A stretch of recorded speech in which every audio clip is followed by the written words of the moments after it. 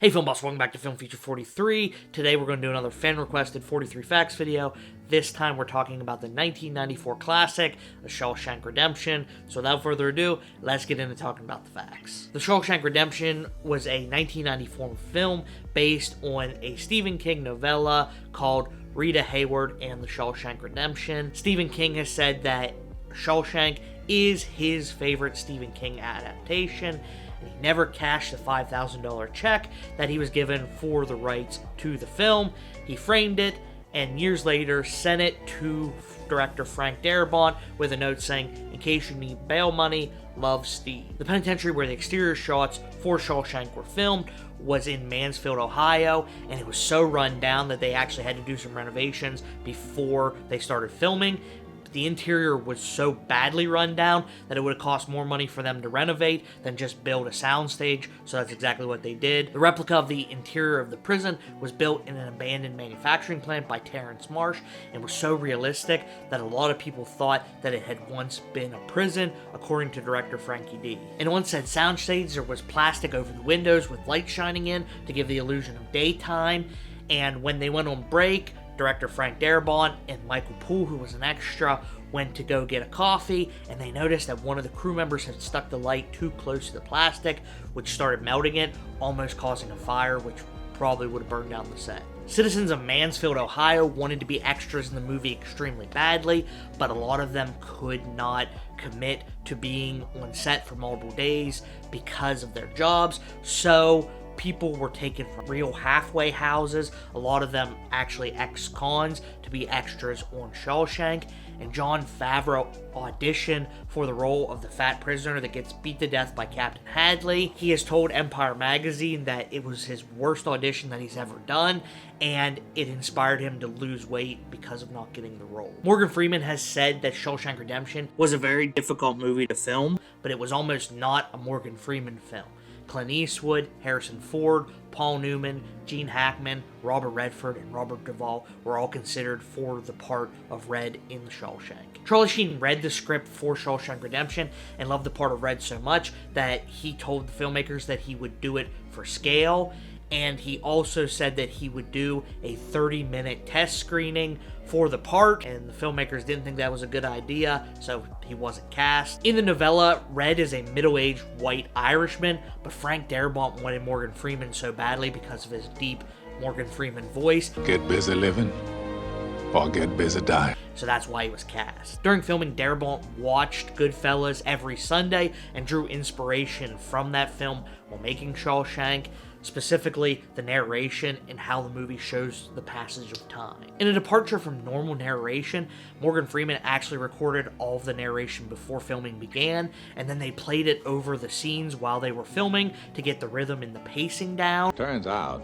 Andy's favorite hobby was toting his wall out into the exercise yard. Morgan Freeman actually did all of the original narration in 40 minutes, but there was a mild hiss in the background that the sound engineers couldn't get out. Turns out, Andy's favorite hobby was toting his wall out into the exercise yard. So he had to re-record all the narration after filming was done. Although it took 40 minutes the first time, because they had to sync the two narrations up, it actually took 3 weeks to get the second set of narration done. Morgan is not the only Freeman to make an appearance in this movie.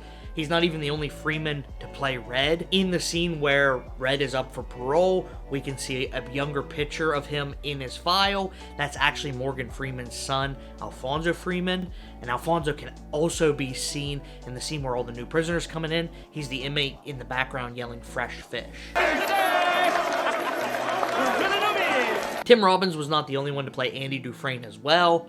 Well, at least not Andy's hands. Frank Darabont stood in as a hand double twice for Robbins, once when Andy's loading the gun to shoot himself in the beginning of the movie, and whenever he is carving his name on the cell wall. Those are Frank Darabont's hands, and that was shot after post-production because Darabont said that he was the only one to get his hands the way that he wanted them shot. Speaking of Tim Robbins, his casting actually had an effect on who they cast as the warden, because a lot of Andy's plan of escape is him taking Warden Norton's suit. So Tim Robbins being 6'5" meant that the actor who was cast as the warden also had to be close to 6'5". And to prepare for the role of Andy Dufresne, Tim Robbins asked to be put in solitary confinement. And speaking of Andy being alone, the scene where he locks himself in the warden's office and plays opera music over the loudspeaker was not in the original novel. It was added as kind of a screw you to the warden by the filmmakers, but it was Tim Robbins' idea for Andy to turn up the speaker even louder as an extra screw you to the warden. I am warning you, Dufresne, turn that off!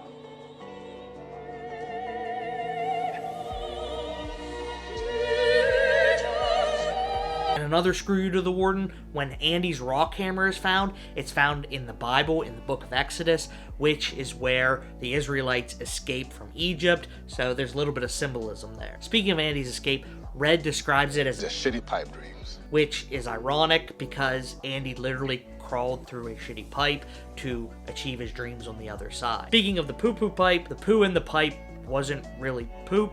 Obviously, it was actually sawdust and chocolate syrup, and 26 years later, you could still smell cocoa in the pipe that he escaped from. Warden Norton wasn't the only one caught in Andy's net as he escaped from the prison. Correctional officer Captain Hadley also went down. To prepare for the role for Captain Hadley, Clancy Brown was offered by a bunch of correctional officers for him to follow them around and kind of see what the job was really like, but Clancy turned them down because he knew how evil Captain Hadley was, and he didn't want it to seem like he was putting down correctional officers in his performance after he followed them around, making this character so evil. And in the scene where Captain Hadley is being arrested, we can see the DA reading off a piece of paper his Miranda rights. That's because this part of the movie takes place in 1966, which is the year that the court case Miranda versus Arizona took place, which is where it's determined that the police have to read off your rights, so the DA wouldn't have had them memorized, so he had to read them off of a piece of paper. 4 declamatory sentences followed by a question for a total of 57 words. A little bit of inflation math for you. Captain Hadley inherits $35,000. That is about $400,000 in today's money, so Andy helped The hardest screw that ever walked a turn at Shawshank State Prison. keep about $400,000 tax-free. tax-free. Tax-free. He also helped himself to $370,000, which doesn't seem like a lot of money for all the time he spent in prison, but in today's money that would be about $3 million. And a few miscellaneous facts about the Shawshank Redemption. In the scene where Red is chatting while throwing a baseball, Morgan Freeman was offered a double because that scene took 9 hours to film. He refused the double, just did it all himself, but he showed up the next day with his arm in a sling because it hurt so bad. Brooks's crow, Jake, was an untrained crow, so Tim Robbins had to time his line Hey Jake, where's Brooks? with the constant squawking of the crow. And the American Humane Society had to be on set anytime that the crow was present to make sure filmmakers weren't abusing the crow, and they objected to a maggot being fed to the crow because it was cruel to the maggot. So filmmakers had to find a dead one that died of natural causes, which they did, and then they continued filming. And have you ever noticed that the last word of the movie is I hope. which is done intentionally because that's kind of the theme of the movie, of having hope in desperate situations. But hope really didn't help this movie at the box office, and even though it failed, Warner Brothers decided to send out 320,000 copies to rental stores, which is disproportionate for how well it did at the box office. But it did make The Shawshank Redemption the highest rented movie from video stores in 1995 and one of the highest rented movies of all time. Darabont decided to keep the deleted scenes off the initial releases of the DVDs of this film because he said they were embarrassing and he never wanted anybody to see them. And The Shawshank Redemption was nominated for 7 separate Oscars, but didn't win a single one. Initially grossed $18 million, and after it was nominated for Oscars, it grossed another $10 million domestically, but that still meant that it failed at the box office. Morgan Freeman believes that the movie failed because of how hard the title is to say. The Shawshank Redemption. I saw that movie, The Shawshank Redemption. That prison thing. Shawshank. Shimshaw. But like I said in the beginning, it was almost a much longer title, being Rita Hayworth and The Shawshank Redemption. I would have kept the original Stephen King title. But that was scrapped because filmmakers thought that people would think it was a Rita Hayworth biopic, which really isn't unfounded because a lot of actresses and models called in and wrote letters to Darabont wanting to play the part of Rita Hayworth, even though she's not even in the movie. Do you know that while they were auditioning the movie, a transvestite sent in a picture and resume wanting to play Rita Hayworth? And that's not the only weird naming fact about the Shawshank Redemption. In Taiwan, it was called 1995 Fantastic, and a lot of Taiwanese audiences thought that it was an action movie. But that's not the only interesting international title. In Finland, it's called Rita Hayworth, Key to Escape. In Greek, it's called Last Exit, Rita Hayworth. In Norway, it's called The Reign of Freedom. And in Romania, the title of Shawshank Redemption is Angel's Prison. Alternate titles. What are you going to call the movie? Conviction. Walls of Hope, I heard. Hope springs eternal.